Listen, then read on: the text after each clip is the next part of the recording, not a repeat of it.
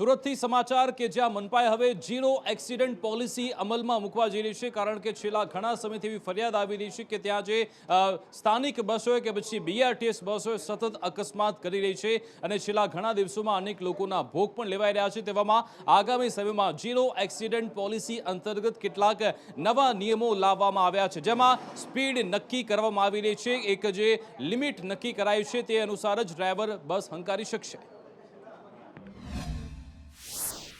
તમામ બસોમાં speed limit 40 kilometre પર અવરની ફિક્સ કરવામાં આવી રહી છે। એમાં 90% કામગીરી પૂર્ણ કરી દેવામાં આવી છે અને બાકીની જે કામગીરી છે ટૂંક સમયમાં પૂરી કરવામાં આવશે। આ ઉપરાંત અમારા ધ્યાન એવું આવ્યું છે કે એજન્સીઓ દ્વારા ડ્રાઈવરોને ડબલ શિફ્ટમાં કામ કરવામાં આવે છે કેટલીક જગ્યાએ, જેના કારણે અકસ્માત થવાનો સંભાવના વધી રહી છે, જે અમે ફરજિયાતપણે ભારત સરકારની ગાઈડલાઈન મુજબ દિવસમાં 8 કલાકથી વધારે ડ્યુટી નહીં કરી શકે અને 1 માર્ચથી એની અમલવારી ચુસ્તપણે કરવામાં આવશે।